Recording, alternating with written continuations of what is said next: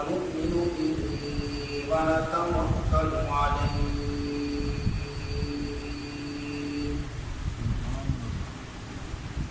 ونعوذ بالله من شرور أنفسنا ومن سيئات أعمالنا من يهده الله فلا مضل له ومن يضلله فلا هادي له ونشهد أن لا إله إلا الله وحده لا شريك له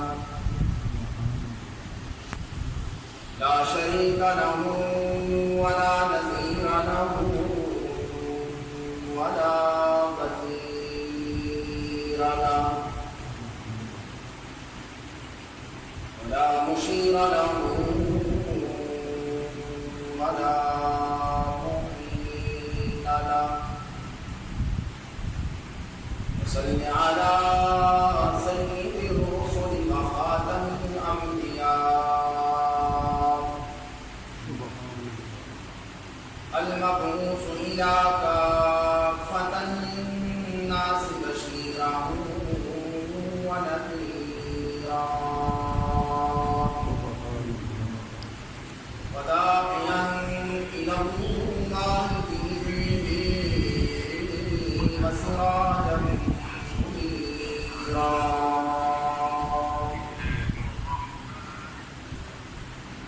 أعوذ بالله من الشيطان الرجيم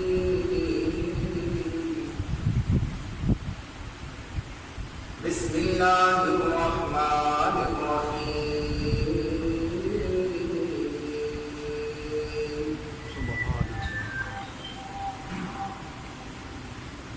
إنا أردنا الأمانة على السماوات والأرض والجبال فأبين أن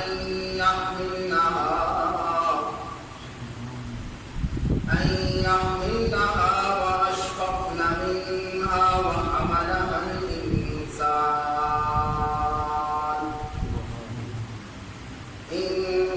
إنه كان ظلوما جهولا قال النبي صلى الله عليه وسلم ألا فاعملوا وأنتم من الله على حذر واعملوا أنكم معروضون على أعمالكم صدق الله العظيم وصدق رسوله النبي الكريم ونحن على ذلك لمن الشاهدين والشاكرين والحمد لله رب العالمين.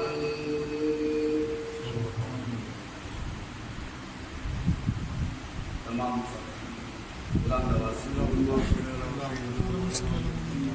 اللهم صل على محمد وعلى آل محمد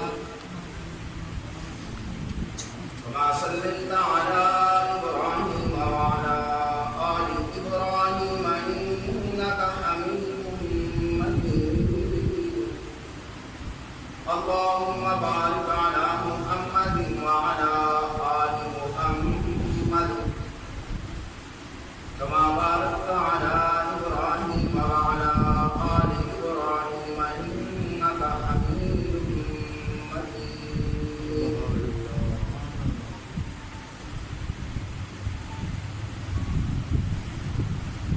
انتہائی واجب احترام پابند سر کرام معزز بھائیو،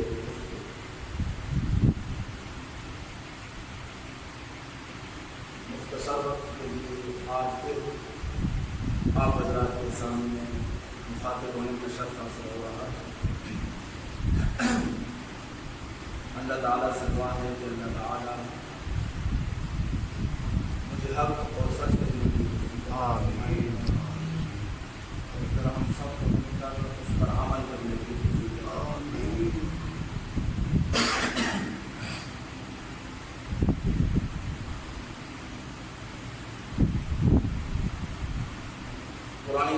اندر سے ایک آیت مبارکہ میں نے آپ حضرات کے سامنے تلاوت کی.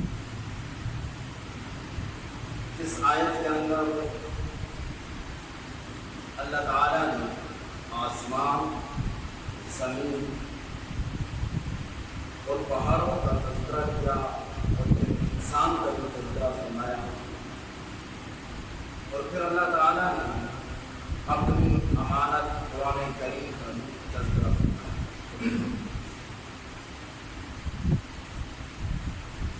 یہ قرآن کریم اللہ کی طرف سے ہمارے پاس امانت ہے،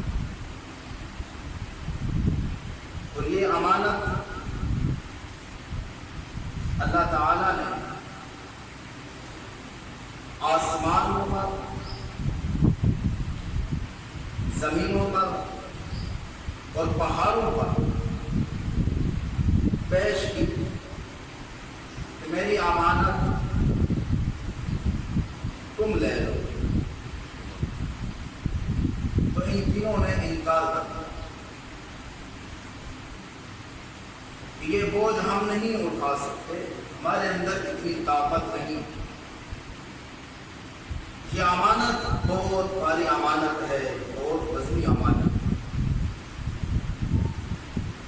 اگر یہ پہاڑوں پر ہوتی تو پہاڑ ویسا ویسا ہو جاتا. اگر یہ زمین پر اتاری جاتی تو زمین کی پھٹ جاتی. پھر یہ امانت جو اللہ کی ہے قرآن کریم، اسے انسان نے قبول کیا. وَحَمَلَهَا الْإِنسَانُ، انسان نے یہ امانت، یہ بوجھ اٹھا دیا.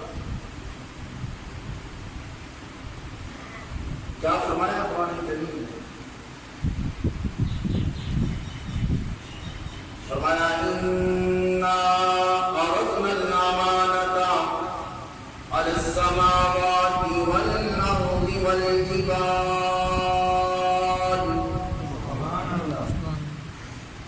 رب العالمین نے یہ امانت قرآن کریم آسمانوں پر اتارنا چاہا. آسمانوں نے عرض کی کہ ہمارے پروردگار، ہم یہ امانت نہیں اٹھا سکتے، یہ بوجھ ہم نہیں اٹھا سکتے. رب العالمین نے یہ امانت قرآن کریم پہاڑوں پر پیش کرنی چاہیے، تو پہاڑوں نے بھی انکار کر دیا. رب العالمین نے اپنی امانت زمین پر پیش کرنا چاہیے، تو زمینوں نے بھی انکار کر دیا کہ یہ بوجھ، یہ امانت ہم نہیں اٹھا سکتے. اِنَّا عَرَضْنَا الْأَمَانَةَ عَلَى السَّمَاوَاتِ وَالْأَرْضِ وَالْجِبَالِ. آسمانوں نے بھی انکار کیا، زمین نے بھی انکار کیا، پہاڑوں نے بھی انکار کر دیا. آگے رب العالمین نے فرمایا صرف انکار نہیں کیا، فَأَبَيْنَ أَن يَحْمِلْنَهَا، لرزنے لگے، کانپنے لگے، یہ بوجھ ہم نہیں اٹھا سکتے. وَأَشْفَقْنَ مِنْهَا، یہ بوجھ ہم نہیں اٹھا سکتے. آگے کیا فرمایا؟ وَحَمَلَهَا الْإِنسَانُ، پھر وہ بوجھ ہم نے انسانوں پر اتارا تو انسانوں نے وہ بوجھ اٹھا. سبحان اللہ. آگے پھر جو بات فرمائی نا، اِنَّهُ كَانَ ظَلُومًا جَهُولًا، جاہل اتنا ہے، ظالم اتنا ہے کہ اپنے آپ کا دشمن بن گیا، اپنا دشمن بن گیا انسان. اِنَّهُ كَانَ ظَلُومًا جَهُولًا، جو بوجھ آسمان نہ برداشت کر سکے، جو بوجھ پہاڑ نہ برداشت کر سکے، جو بوجھ زمین نہ برداشت کر سکی، وہ بوجھ انسان نے برداشت کیا. یہاں پر آسمان، پہاڑ اور زمین کا تذکرہ کیا. میں آپ کو ایک اہم رخ کی طرف لے کر جانا چاہتا ہوں، اس لیے کہ صدیوں سے انسان لگا ہوا ہے. یہ معلوم کرنے کے لیے، یہ جاننے کے لیے کہ آسمان کی بلندیاں کتنی، زمین کی وسعت کتنی ہے، پہاڑوں کی استقامت کتنی ہے، پہاڑ کتنے مستحکم ہیں، صدیوں سے لگا ہوا ہے انسان، گرتا ہے، مرتا ہے، لیکن اس کی کوشش جاری تھی، جاری ہے، یہ معلوم کرنے کے۔ لیکن یہاں پر رب العالمین نے قرآن کریم میں انسان کو دعوت فکر دیتے ہوئے فرمایا کہ تو کبھی اپنے آپ پر غور تو کر، جتنا تو بلند ہے اتنے آسمان بلند نہیں، جتنا تو بلند ہے اتنی زمین وسیع نہیں ہے، جتنا تو بلند ہے اتنے پہاڑ بلند نہیں ہے۔ وَفِي أَنفُسِكُمْ أَفَلَا تُبْصِرُونَ۔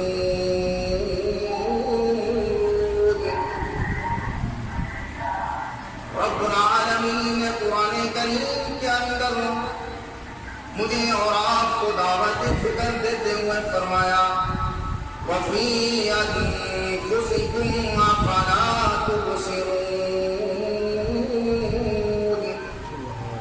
تم نے کبھی اپنی ذات پر غور کیا کہ آسمان تیری بلندیوں کا مقابلہ نہیں کر سکتا، زمین تیری بلندیوں کا مقابلہ نہیں کر سکتی، پہاڑ تیری استقامت کا مقابلہ نہیں کر سکتے؟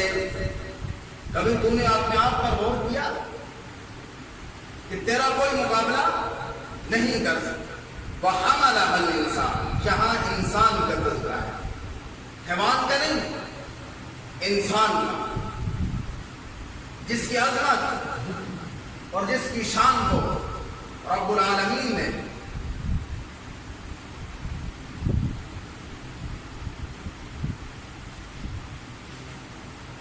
قرآن کریم میں کچھ اس انداز میں بیان کیا۔ فرمایا وَإِذْ قَالَ رَبُّكَ لِلْمَلَائِكَةِ إِنِّي جَاعِلٌ فِي الْأَرْضِ خَلِيفَةً وَإِذْ قَالَ رَبُّكَ لِلْمَلَائِكَةِ إِنِّي جَاعِلٌ فِي الْأَرْضِ خَلِيفَةً، جب رب العالمین نے فرشتوں کے اجتماع میں اپنا ارادہ ظاہر فرمایا کہ میں زمین میں اپنا نمائندہ بھیجنے والا ہوں، میں زمین میں اپنا نمائندہ بھیجنے والا ہوں، زبان اس کی ہوگی، ترجمانی میری ہوگی، زبان اس کی ہوگی، بیان میرا ہوگا، کان اس کے ہوں گے، سماعت میری ہوگی، آنکھیں اس کی ہوگی، بصیرت میری ہوگی۔ انی جاعل فی الارض خلیفہ، یہ نمائندگی ہو رہی ہے، یہ انسان کی نمائندگی ہو رہی ہے۔ فرشتوں کے اجتماع میں فرمایا میں اپنا نمائندہ زمین میں بھیجنے والا ہوں۔ اللہ اکبر۔ نوریوں نے سوال کیا کہ اے ہمارے پروردگار، دوسری مخلوق کی کیا ضرورت ہے؟ ہم تو موجود ہیں۔ فرشتوں کے دل میں یہ خیال آیا، لیکن وہ رب العالمین ذات ہے، فعال لما یرید ہے، اسے کوئی پوچھنے والا نہیں۔ فرشتوں کے دل میں یہ خیال آیا کہ وہ انسان کیسا ہو، تو اللہ تعالیٰ نے فرمایا کہ اس کی تخلیق کا مطالعہ کر، دلوں کے راز جاننے والے کو معلوم ہوا کہ یہ کیا سوچ رہے ہیں، ان کی دل کے اندر کیا خیال آتا ہے۔ رب العالمین نے فرمایا انسان کی تخلیق کا مطالعہ کر۔ فرشتوں نے انسان کی تخلیق کا مطالعہ کیا تو دیکھا قابلین کے ہاتھوں حابلین قتل ہو رہا ہے۔ فرشتوں نے دیکھا ابراہیم علیہ السلام کو نمرود آگ میں پھینک رہا ہے۔ فرشتوں نے جب مطالعہ کیا تو دیکھا فرعون بنی اسرائیل کے ہزاروں بچوں کو قتل کر رہا ہے، ظلم کر رہا ہے۔ تو فرشتوں نے پروردگار عالم سے عرض کی، قالوا اتجعل فیہا من یفسد فیہا ویسفک الدماء، کہ اے رب العالمین، ویسے تو آپ مختار کل ہیں، آپ کو کوئی پوچھنے والا نہیں، آپ جو مرضی کریں، آپ کے فیصلوں پر کوئی تنقید نہیں کر سکتا، لیکن جو کچھ ہم دیکھ رہے ہیں